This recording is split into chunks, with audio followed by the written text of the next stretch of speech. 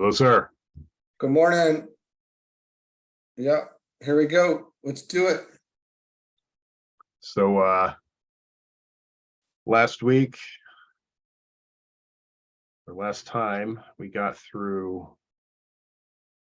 present age and the future. And today we're moving on to the founding of the hierarchy, still in Rule 10. Still have a bit of Rule 10 to go yet. But nonetheless, we're proceeding forth with the founding of the hierarchy, which is on page 175 in the PDF. And it starts about halfway through page 374 if you're following along from the blue books. Okay, so what I would like you to do, if you're going to start this off, I'd like to read this first paragraph and then have a quick talk about it, because I think I want to try to make it into a separate video. All right. Because it's that powerful in my Sure. opinion. So let's well, now I'm excited to start because I have not read ahead yet, like I normally do. So I'll be reading this the first time with everybody else today. So, okay. So the founding of the hierarchy. The various energies which play upon the human being and produce his unfoldment constitute his field of experience. Those two words, unfoldment and experience, should never be linked. Should ever be linked. Should ever be, okay. So those two words, unfoldment and experience, should ever be linked. For each produces the other. As one is subjected to experience in the form world, a paralleling unfoldment of consciousness is carried forward. As that unfoldment produces constant changes in realization and a consequent constant reorientation to a new state of awareness, it necessarily leads to new experience of fresh phenomena, of new states of being, and of dimensional conditions hitherto unknown. Hence the frequent reaction of the disciple to the fact that for him, as yet, there is no point of peace. Peace was the objective of the Atlantean aspirant. Realization is that of the Aryan disciple. He can never be static. He can never rest. He is constantly adjusting himself to new conditions, constantly learning to function therein, and then subsequently finding them pass away to give place in their turn to new. This goes on until the consciousness is stabilized in the self, in the one. Then the initiate knows himself to be the onlooking unity, watching the phenomenal phantasmagoria of life in form. What'd you think about that, buddy?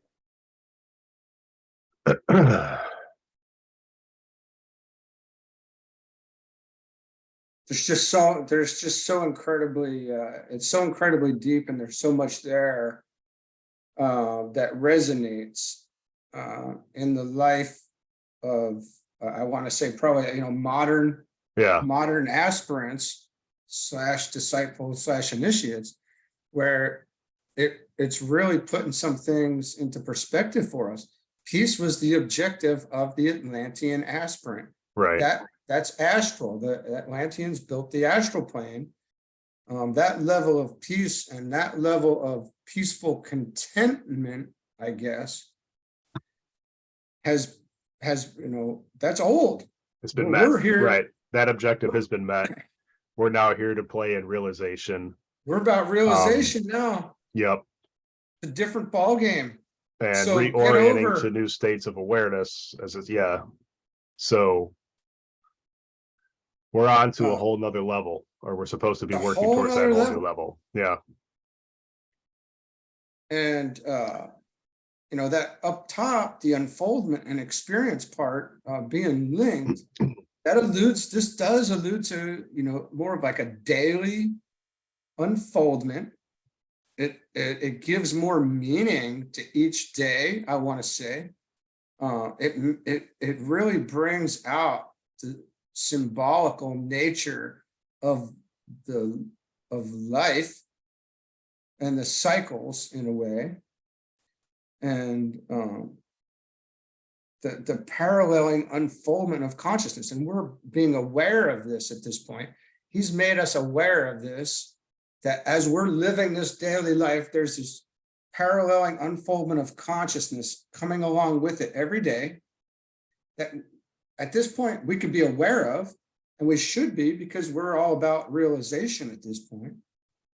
This is just one of the biggest paragraphs I've seen. This experience of fresh phenomena, new states of being, dimensional conditions hitherto unknown.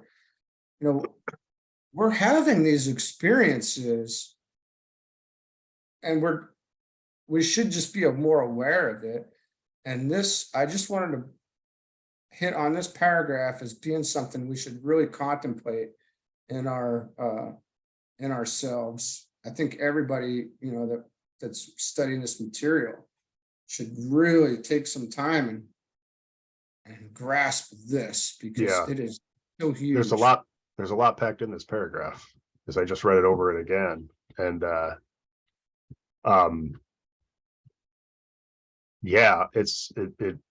it alludes in here too, can never be static, can never rest, constantly adjusting self to new conditions, constantly learning to function therein.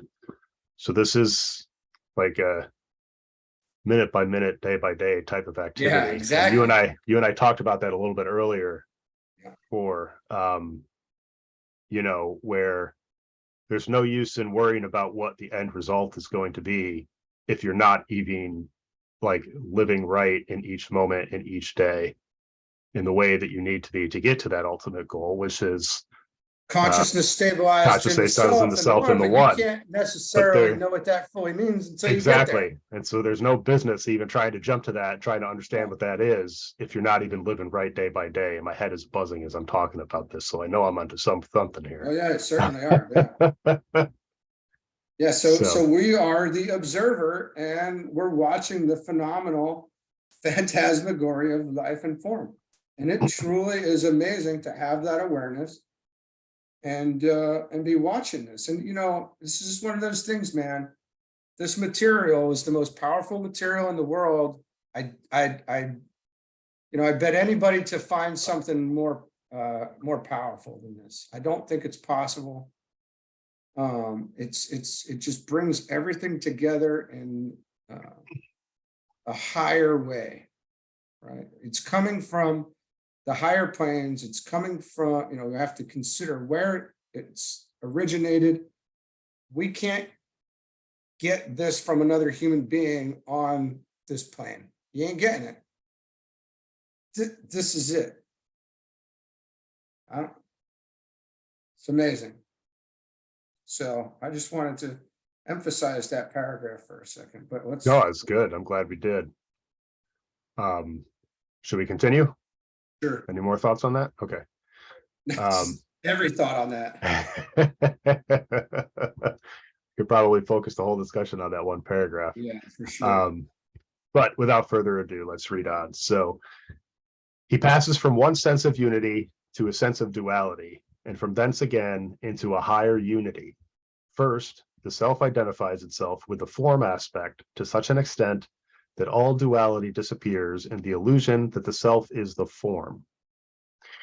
We have then the form constituting apparently all that there is. This is followed by the stage wherein the indwelling self begins to be aware of itself as well as of the form, and we talk then in terms of the higher and the lower self. We speak of the self and its sheaths, and of the self and the not self. This dualistic stage is that of the aspirant and of the disciple, up to the time of his training for the third initiation. He begins with a knowledge that he is a spiritual entity confined in a form. His consciousness for a long period of time remains predominantly that of the form.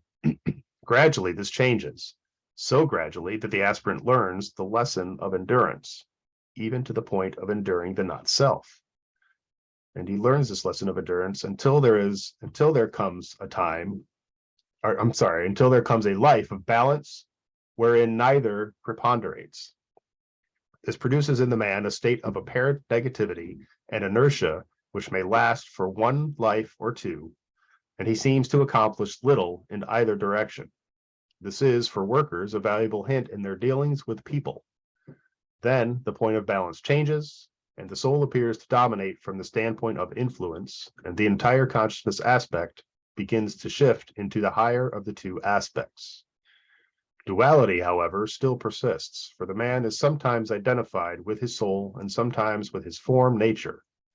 This is the stage wherein this is the stage wherein so many most earnest disciples are at this time to be found. Little by little, however, he becomes absorbed in the soul, and thus comes en rapport with all aspects of the soul and all forms until the day dawns when he realizes that there is nothing but soul, and then the higher state of unity supervenes. About So that. Yeah, so this really, I think, talks to moving beyond this belief or thought that everything that we are is contained in this physical form that we've been given in this incarnation.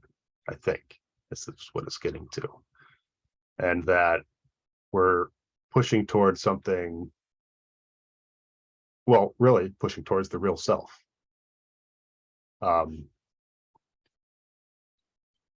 Moving into that soul aspect. And the gradual dissolving of the understanding that the all isn't this form, but rather the deeper aspects that we're supposed to be attaining. Or at least that's kind of how I read into this one. Well, it also alludes to the fact that this is all completely natural. Mm-hmm. It's all very natural. This is what's happening. It may look like this is what's, it may look seemingly painful or seemingly something, but that's not really what's happening. This is a paralleling growth in consciousness. Right. The necessary phase where in the beginning he talks about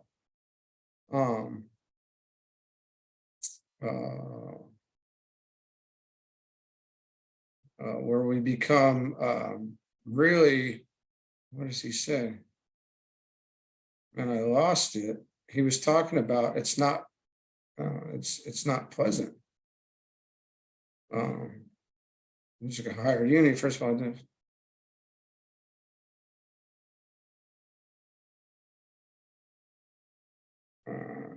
Well, I guess I missed that part. Yeah, I did. I missed it. I'm looking. I read it over again, and I did not see that. Oh, here it is. That it produces in man a state of apparent negativity and inertia.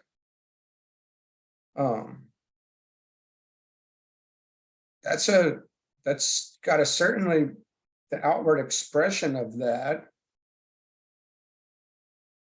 must certainly be a drag, if you will, in a way. And look, it might probably look depressing.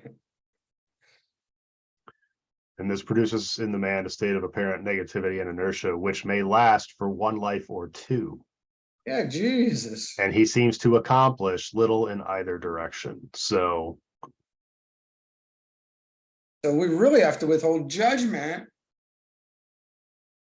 Really, again. Well, and be patient and get comfortable, because this is how it unfolds.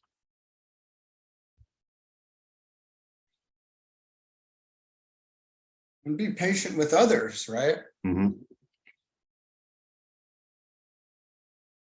We'll be patient with others, but also be patient with yourself. Until the day dawns when he realizes there's nothing but soul, and then the higher state of unity supervenes.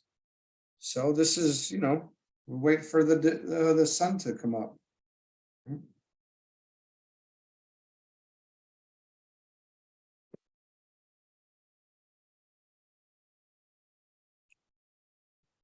Little by little becomes absorbed in the soul.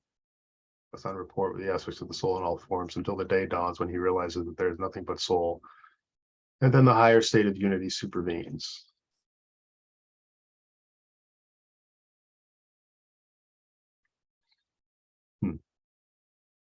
So eventually, the precipitation is you're merged. It's the drop merges with the ocean, and The ocean merges with the drop, and the work is complete at that point. Apparently, at the Yeah. initiation there. But I guess up until that point, you need to be integrating all of this. So very, very thought-provoking. A lot to, just in 2 paragraphs, a lot to think about. Oh yeah. Oh, hammer, dude. These 2 paragraphs are bombs, right? They're just, yeah. All right, well, let's see what these next few hold. These points need consideration and are valuable, for there are schools of thought, such as the Vedanta and other mystical groups of thinkers. These schools which emphasize the life aspect and appear to negate duality. Other schools, such as the Theosophical, in spite of denial, teach the fact of the self and the not self, and hence can be interpreted in terms of duality. Both are right and both need each other. It should be remembered that in the process of manifestation, we work from a relative unity through duality to another unity in the following way. 1, the unity of form, wherein the self is identified apparently with the form and is absorbed in form life. 2, duality, with a fluctuating shift backward and forward between the self and the form, the focus of consciousness being sometimes in one and sometimes in the other. And 3, the unity of the soul, wherein not but soul is seen to exist, and only being is registered in consciousness. Thus, it will be found that both schools are right, and that the dualistic concept is a step upon the way to essential union with the one life. It should be remembered that just as the battleground, the Kurukshetra, for the aspirant or probationer is the astral plane, so the battleground for the disciple is the mental plane. There is his Kurukshetra. The aspirant has to learn to control his emotional psychic nature through right control of the mind, and this Krishna seeks to emphasize as he trains Arjuna to take the next step towards right vision. The disciple has to carry forward his mental attention, and through right use of the mind, achieve a higher realization and bring into active use a still higher factor, that of the intuition.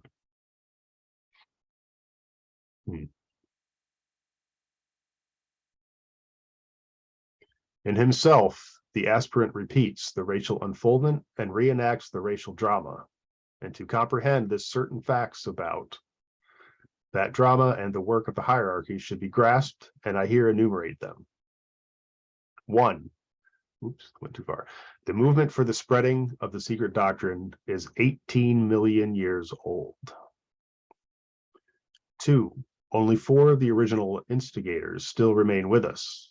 The work, impulsive and controlling, lies now in the hands of 3 groups of lives, if it may be so expressed. A, in the hands of those of our earth humanity who have equipped themselves so as to serve.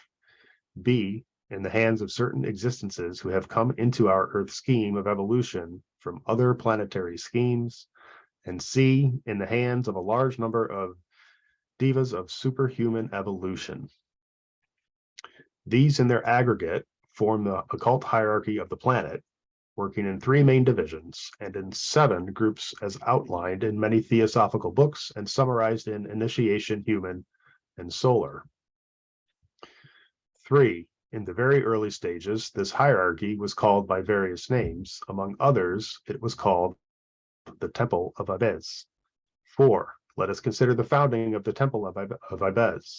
To do this, it will be necessary to consider the period of the coming of the White Brotherhood to Earth and the immediate problem before them. This will involve the recognition of certain facts that have never been adequately considered.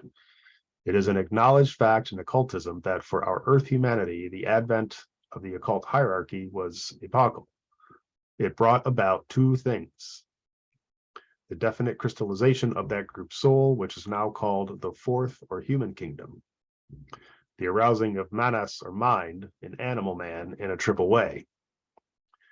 And that is A, by the direct incarnation of certain members of the White Brotherhood, in which may they brought in the new and necessary factors by transmission to their children. B, by the definite implantation of what is called in the occult scriptures the spark of mind in animal man. This is simply a pictorial way of picturing the creation by a direct act of the necessary mental unit or mental apparatus of thought within the causal or spiritual body.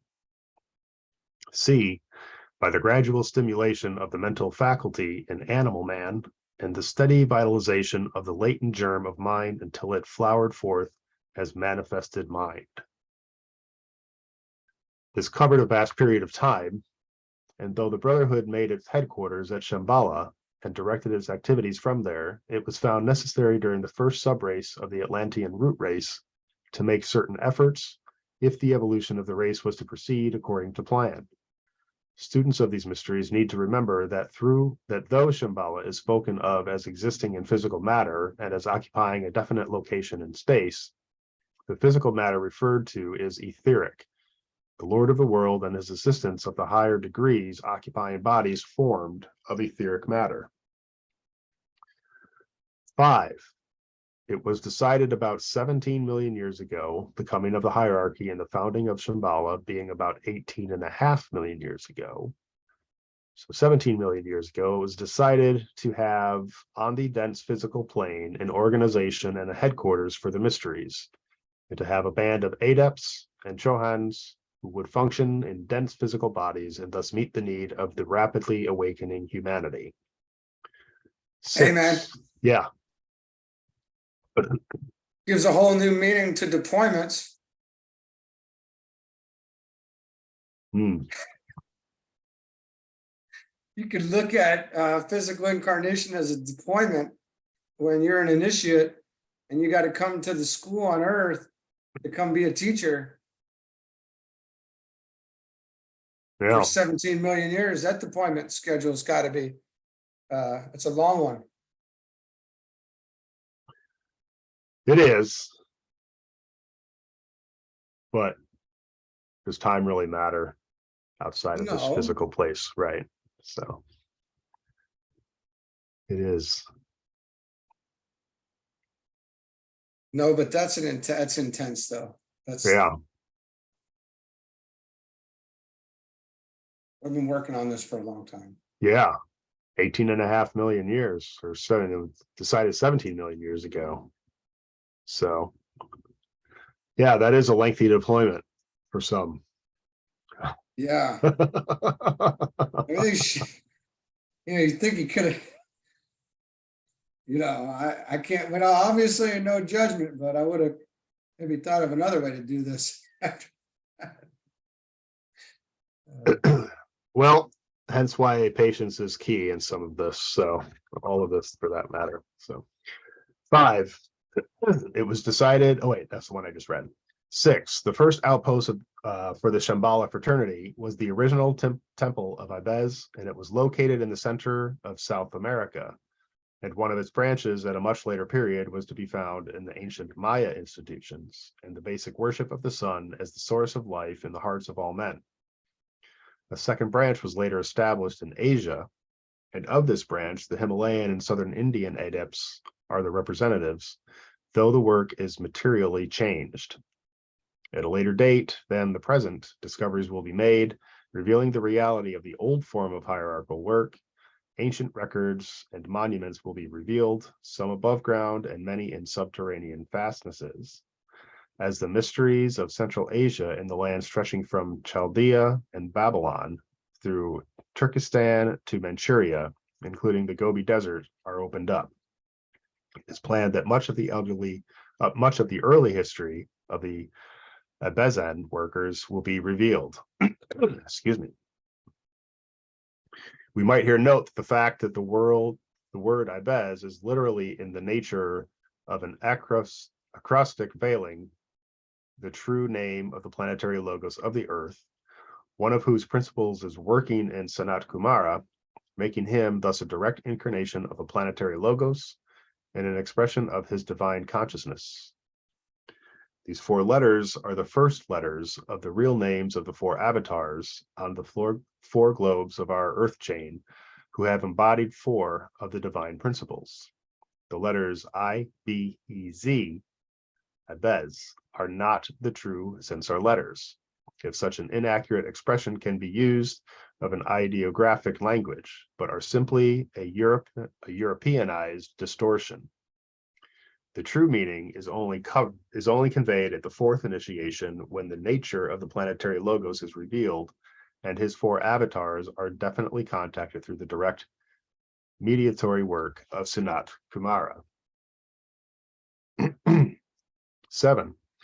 A word now as regards the work of the Besant adepts and their mysteries. It is necessary here to point out that the whole trend of their work was in a way different, and necessarily so, to that of the adepts at this time.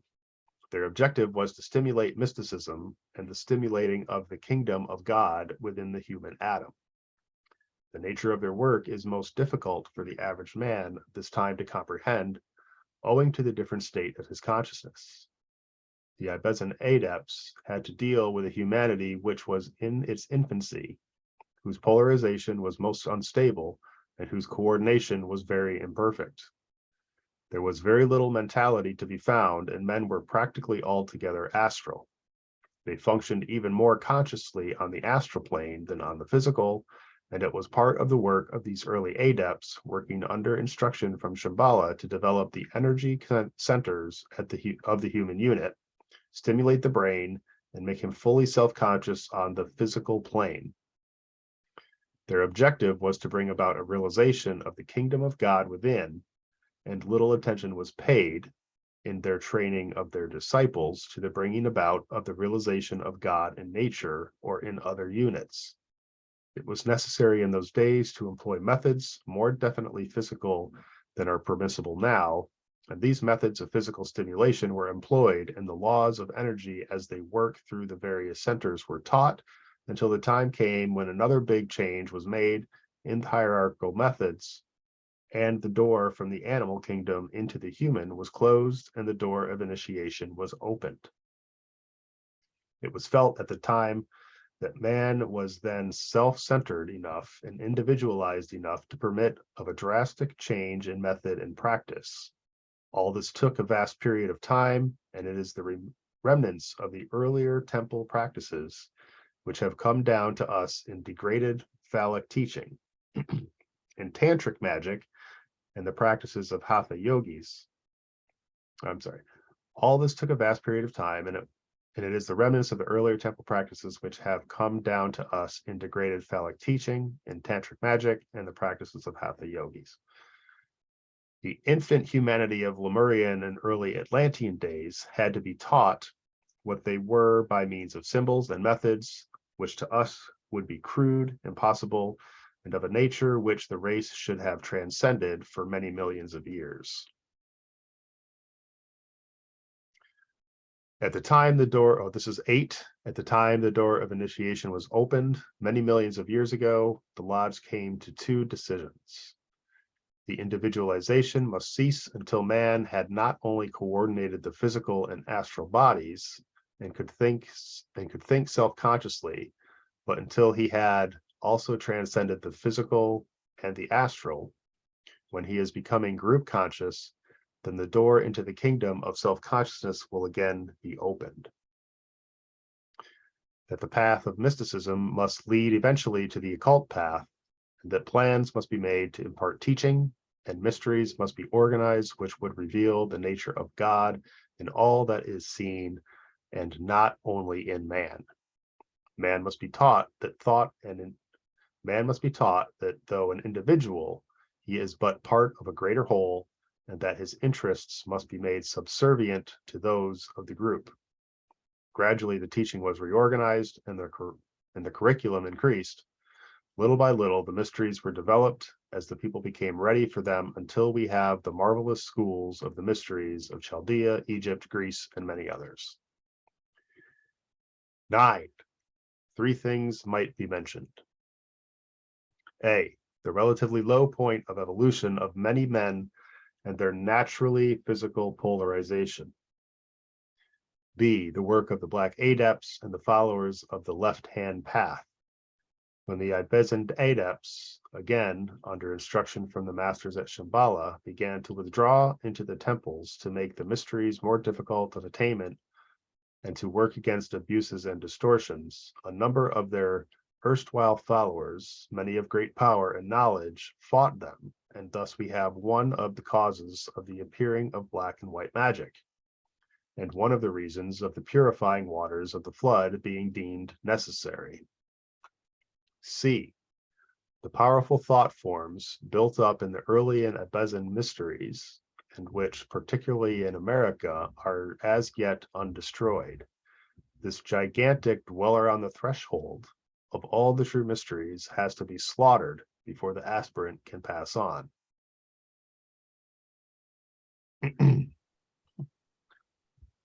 10. The work of the Besant adepts and the mysteries of the Temple of Abez are still persisting and are being carried on by the masters and adepts in physical incarnation throughout the world.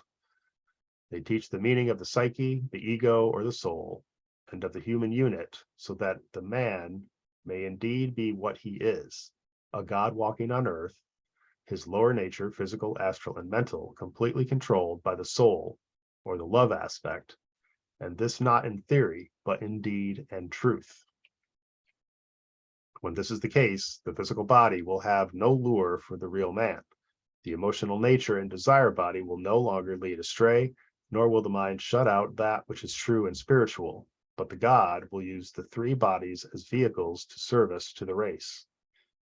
Then will the human kingdom be transcended, and man pass into the spiritual kingdom, there to have further lessons, just as infant humanity, when passing out of the animal kingdom, was trained and taught its functions and work by the Besant teachers. In Atlantean days, the goal that the hierarchy of teachers set before themselves was the awakening in man of the love nature as a step towards the awakening of the heart center. To do this, the teachers at that time were themselves focused deliberately and of intent in the heart center, and chose to work entirely through that center, subordinating their mental equipment and the mental energy they could use to the need of the time.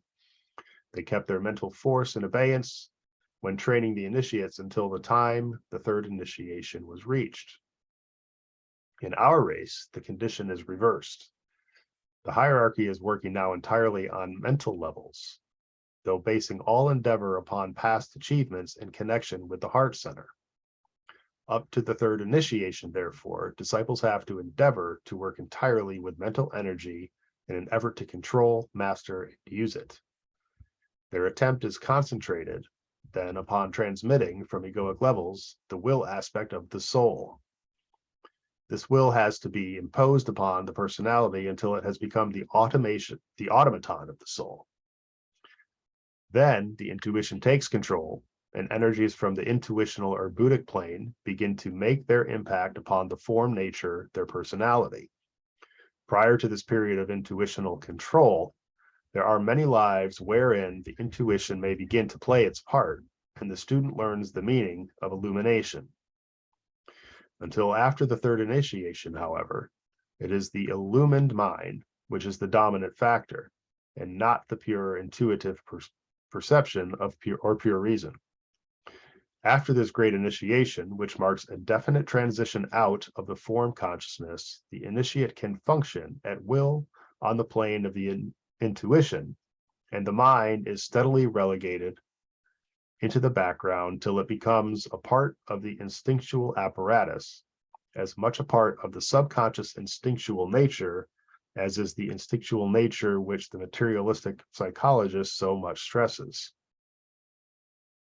Intuitive perception, pure vision, direct knowledge, and an ability to utilize the undifferentiated energies of the universal mind are the main characteristics of the Aryan adepts. I use the word undifferentiated in the sense of freedom from multiplicity. Certain main distinctions will still be found to exist.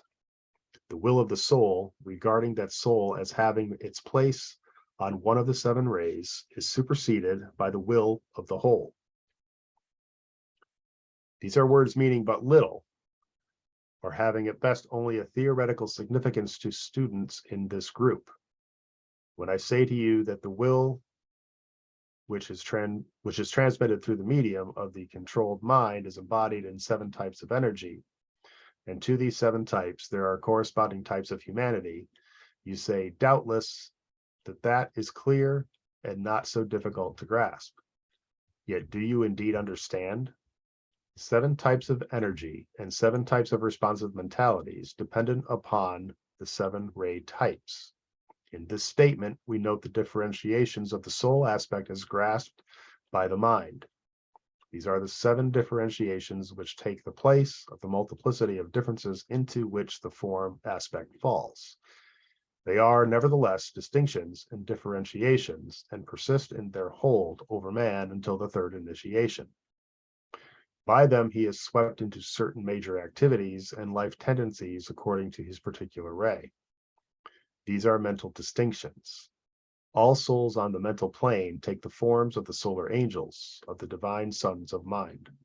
Hence, we have these groupings, and hence the focusing of the energies through which the plan of the ages works out through 7 main departments.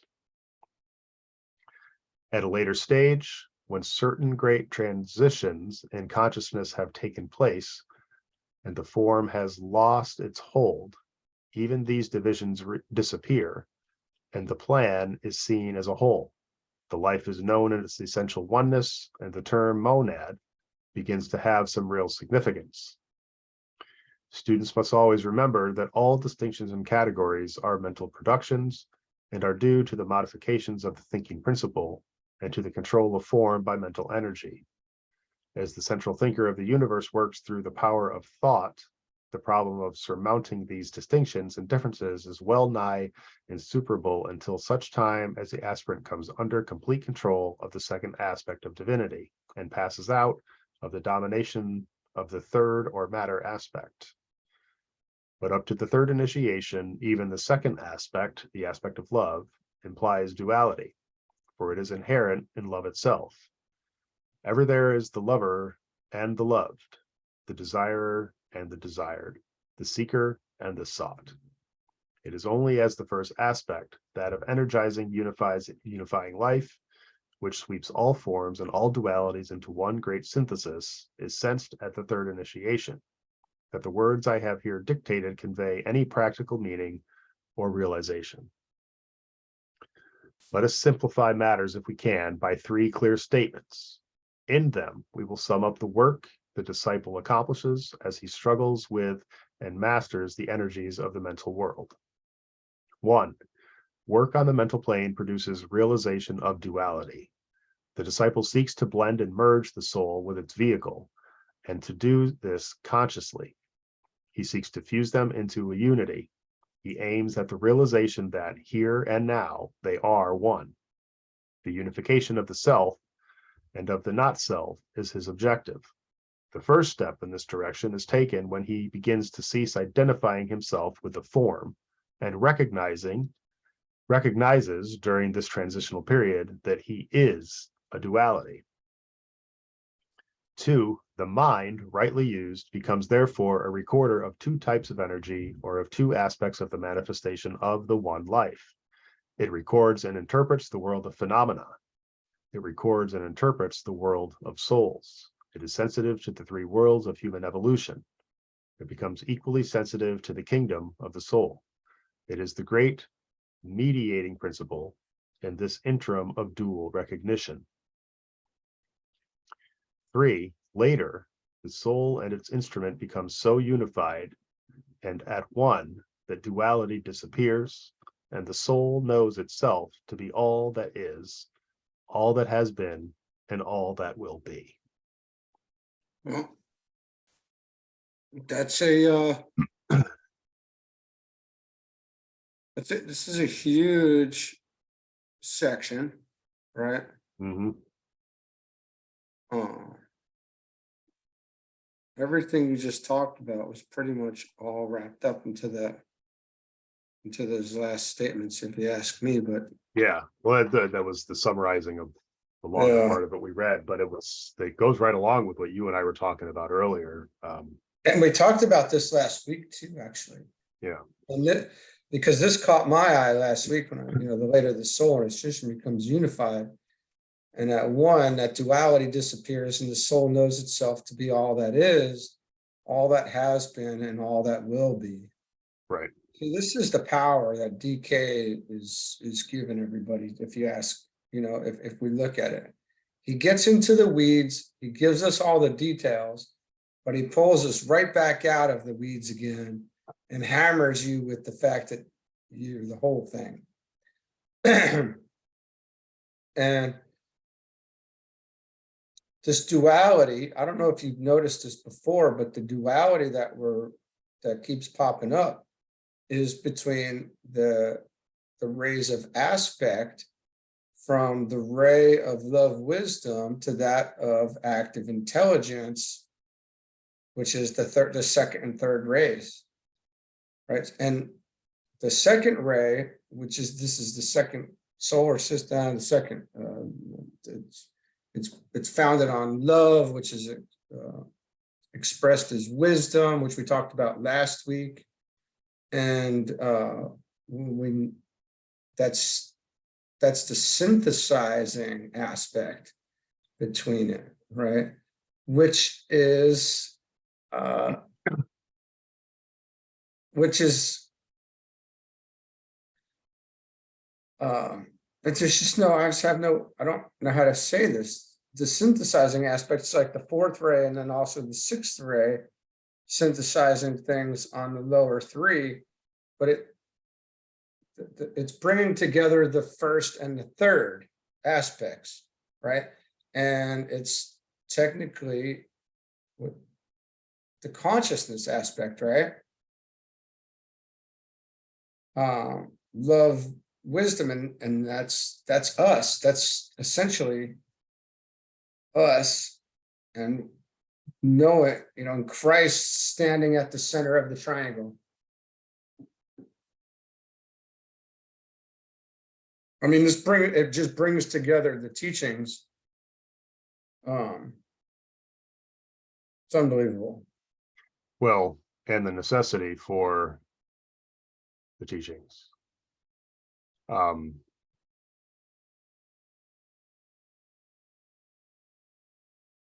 Because if you're here to understand this stuff, you have to, this is huge. Well, right? even to get to this third stage, right? Where the soul instrument becomes so unified and at one, the duality disappears. You can't really jump to that non-duality state without having worked through these first two. So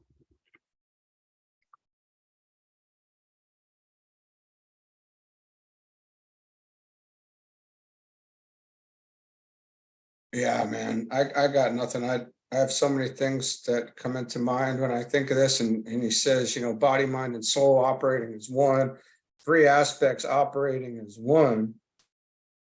You don't separate yourself apart, right? right. And it's kind of like this is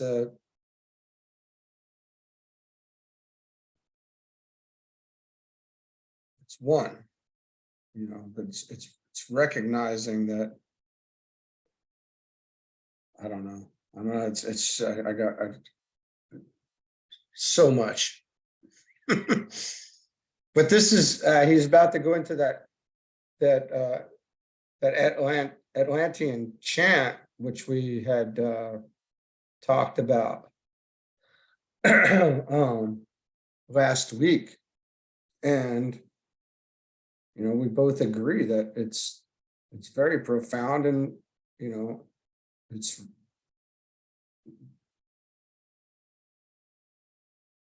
real to this level, right? Like Yeah. even though maybe we don't fully understand this, but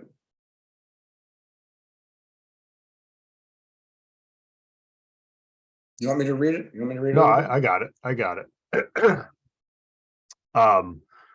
So there is a curious and ancient Atlantean chant which is no longer used, but in those far off times was chanted by the initiate who took the third initiation, the consummating initiation of that period.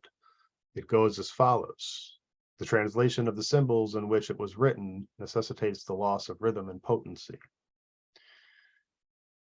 Okay, unquote. I stand between the heavens and earth. I vision God. I see the forms God took. I hate them both.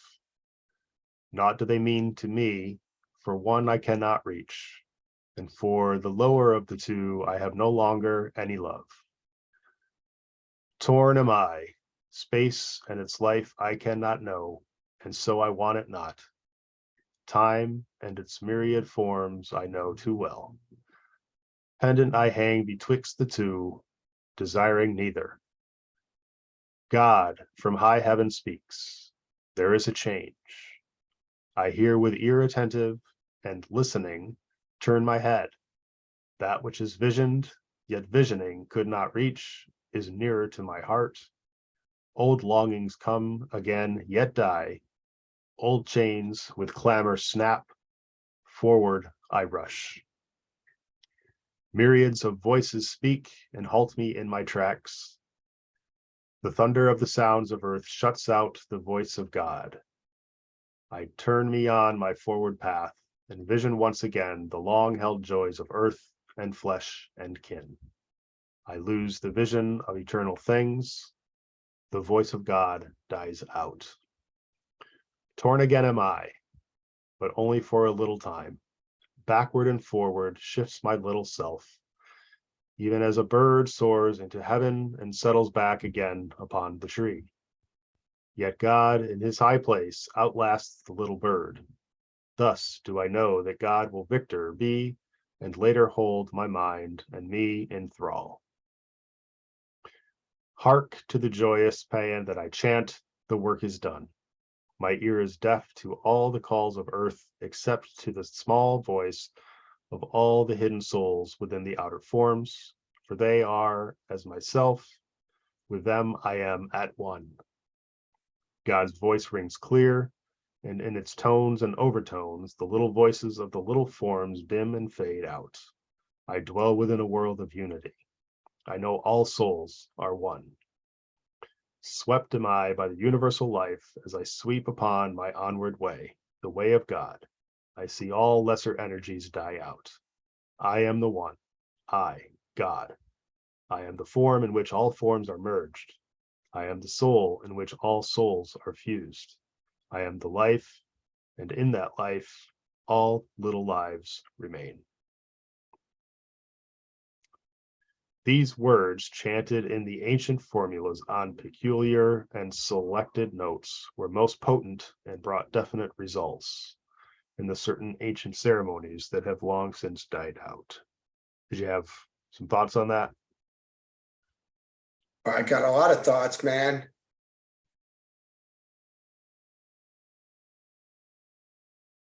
You just very clear, this chant very clearly expresses and sums up life in the lower three worlds experience, right? Like Right. it literally sums it up into a dang chant, like all of life essentially. And Yeah, the entire path, right? and we just look forward to this release. We got this crisis, tension, and emergence. I think it alludes into this. What I meant by the crisis, tension, and emergence is we long for this emergence, right? But in this, I want to say, it says in here, you don't know what you're looking at.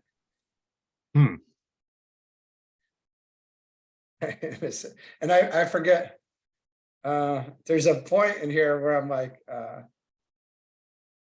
you really don't know what you're seeing. You really don't. And it's like, you're confused. And yet I think is it that third stanza there? God from high heaven speaks, there is a change. I hear with ear attentive and listening turn my head. That which is visioned, yet visioning could not reach, is near to my heart. Old longings come again, yet die. Old shines with clamor snap, forward I rush. Yeah, the whole thing. Yeah, exactly. And I mean, really, the whole thing. God.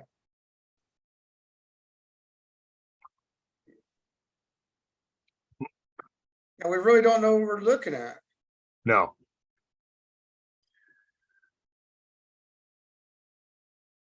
Well, and I think it touches to the whole path.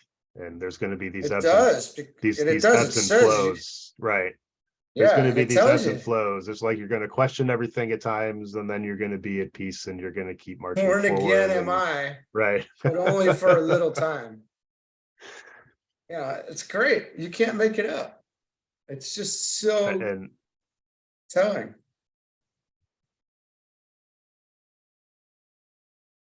It's the whole yeah, thing wrapped up, man. very much so. All right. Um, so we just talked about those first three statements. These three concise statements above made. We might add a fourth as follows.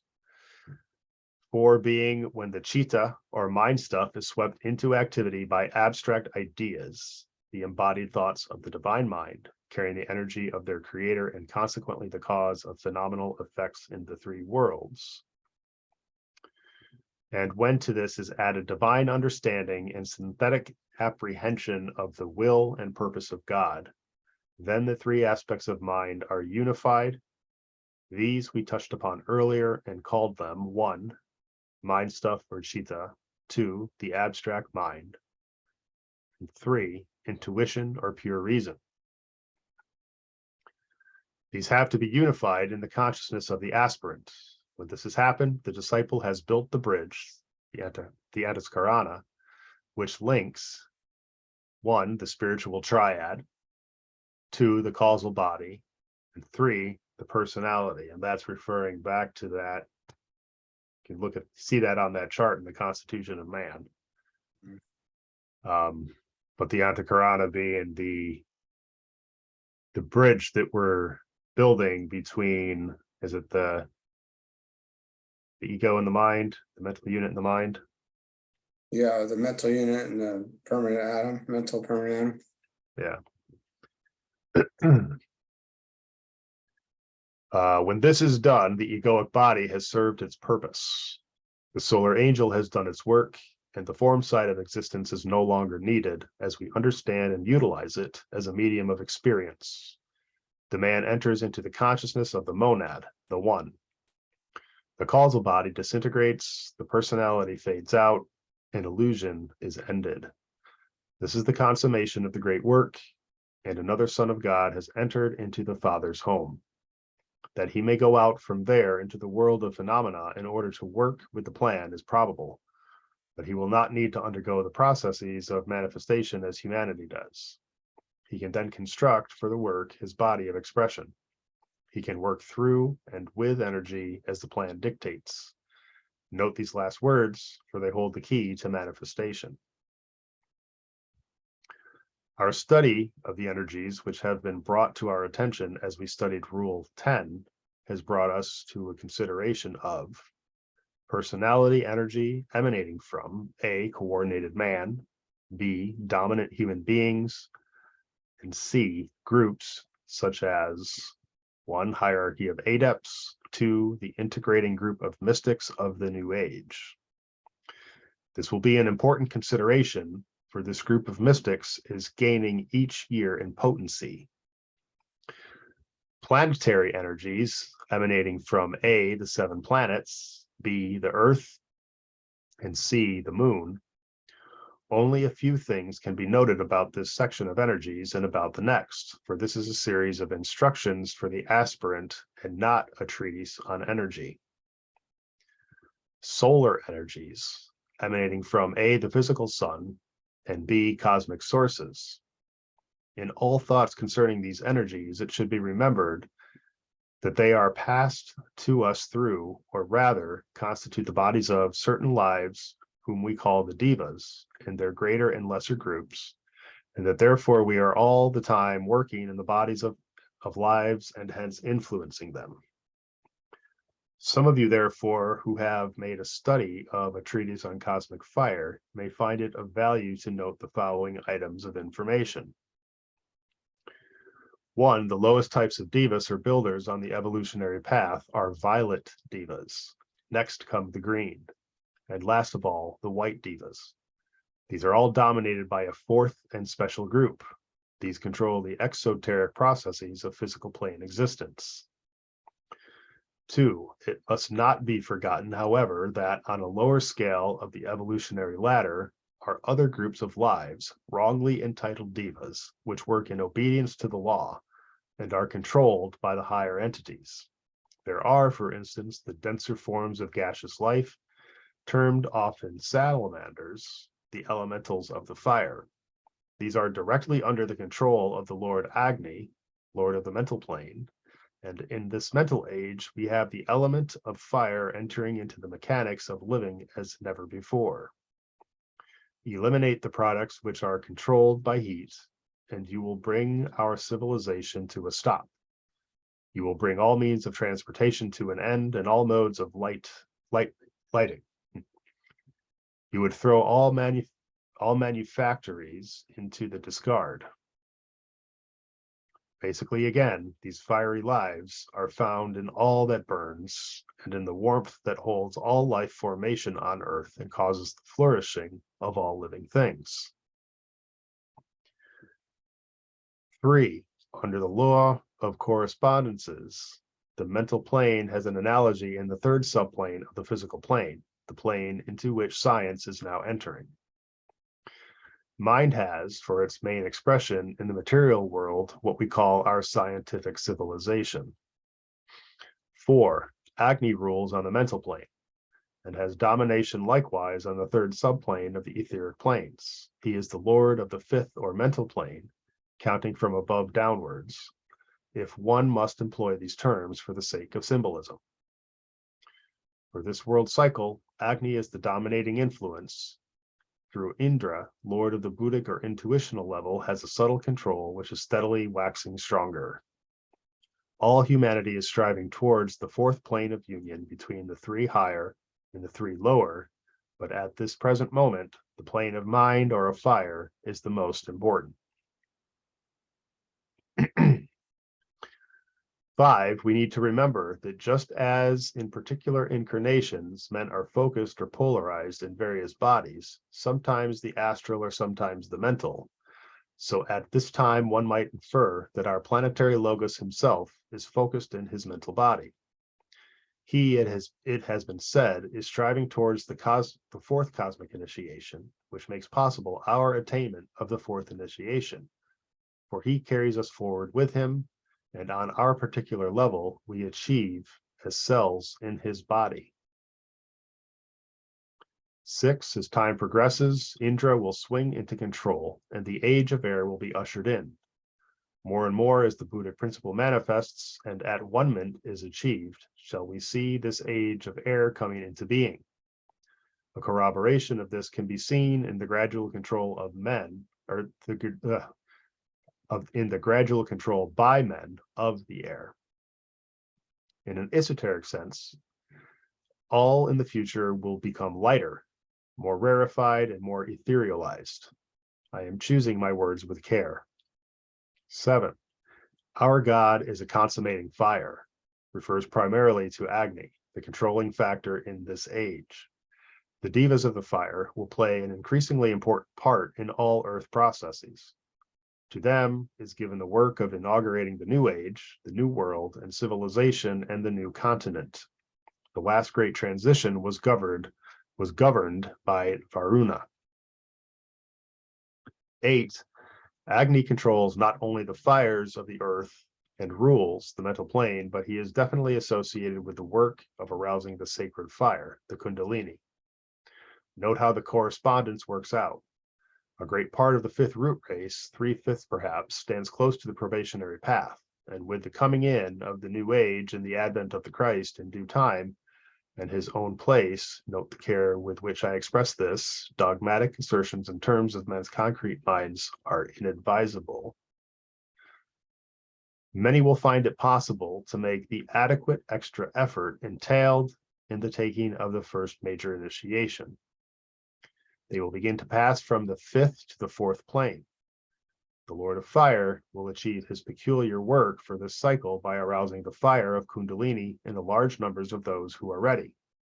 This will be begun in this century and carried forward actively for the next 1,000 years. In your work, you may later be shown, all depends upon your aptitude, methods of approach to these dominating forces.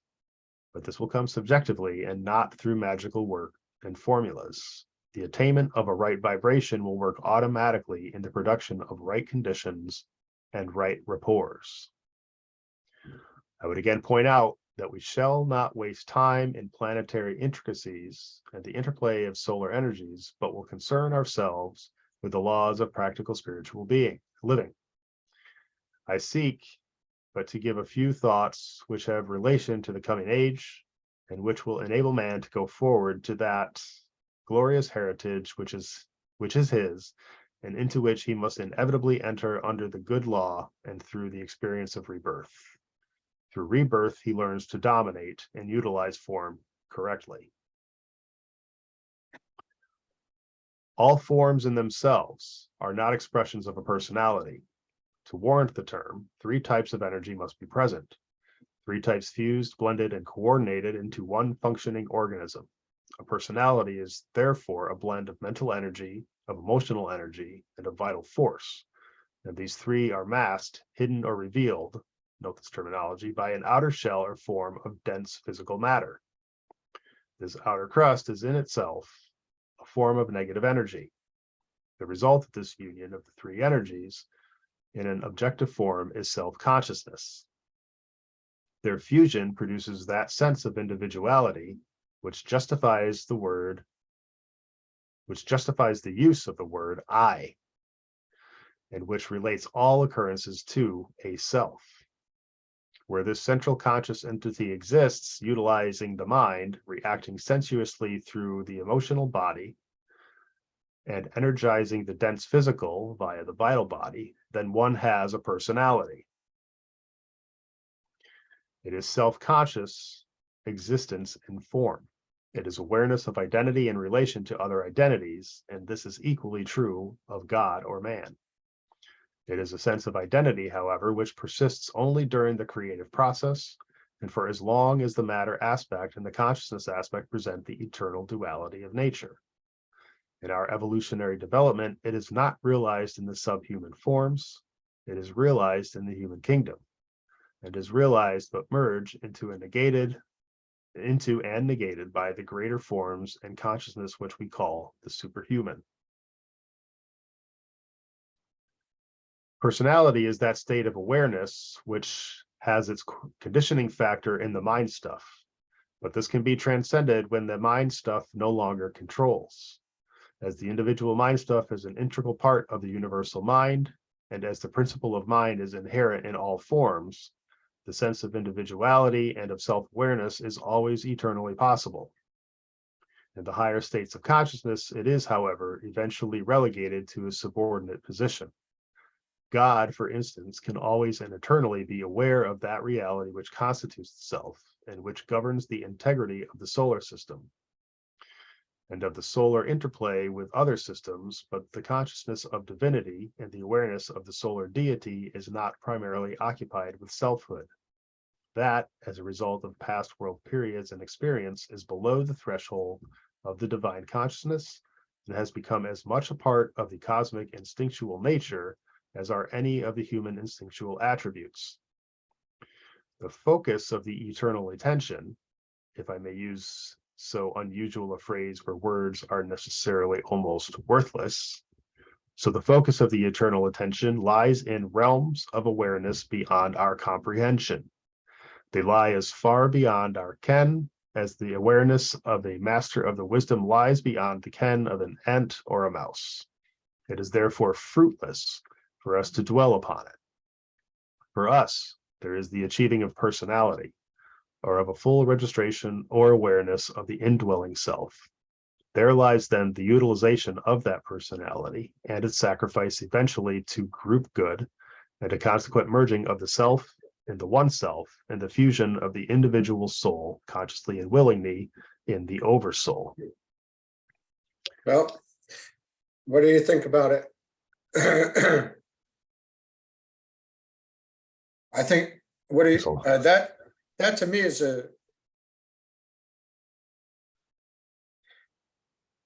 that's a lot to do with what we've been talking about. Yeah. There's a lot to do with what we talked about earlier. Yeah. The integrated personality. Mm-hmm.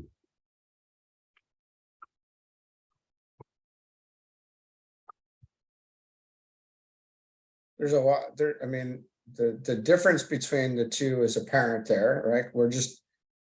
We have a personality. It makes sense on these levels.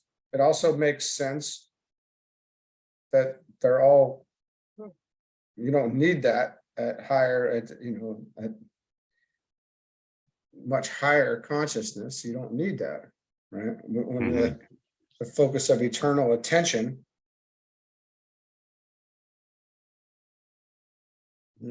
while we're in this experience, where the personality is it's good, it's required, it's an integral part of this experience. Well, it's very necessary. Yeah. I mean, he closes out with it in this paragraph. It's just for us is there is the achieving of personality, a full registration of awareness, or awareness of the indwelling self.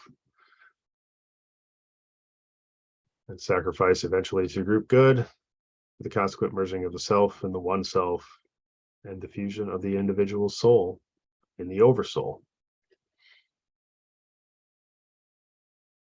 You want to read that last paragraph there? Might be a good stopping point for the whole. That might be the good. Yes, with I am. Yeah. So I am the cry of every human being.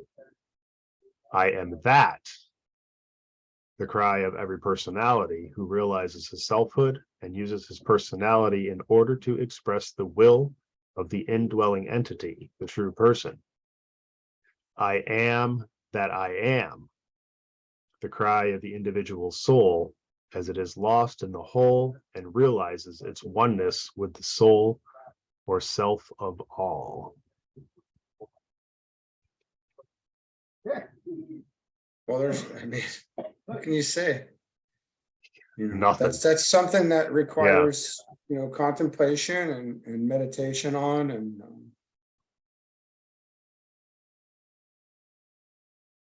quietness. You gotta be quiet in that. I am.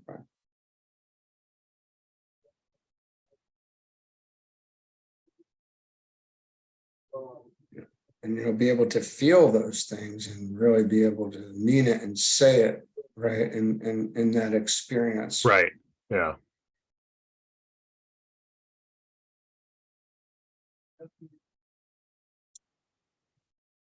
Well, buddy, that's I think that's we a good covered point quite to a break. bit today. Yeah. That's a lot to think about.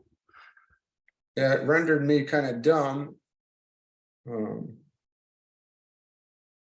That's going to have to assimilate and synthesize in its time.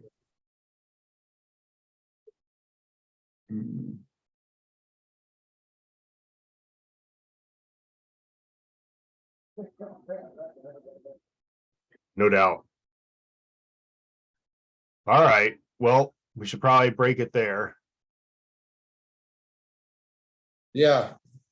Yeah. Okay. It just rendered me dumb there for a bit, which is pretty common. Well, we'll give it some thought. We can talk about it a little bit more when we reconvene and finish off this section of Rule 10. Yeah. Yeah. We covered quite a bit. It'll just take some time to sink in. But, no doubt. All right, always buddy. Does. All right, man. Yeah. Well, you have a good week, and we'll get back at it. Definitely. Look forward to it. A lot of good discussion today. All right, buddy. All right. See you later.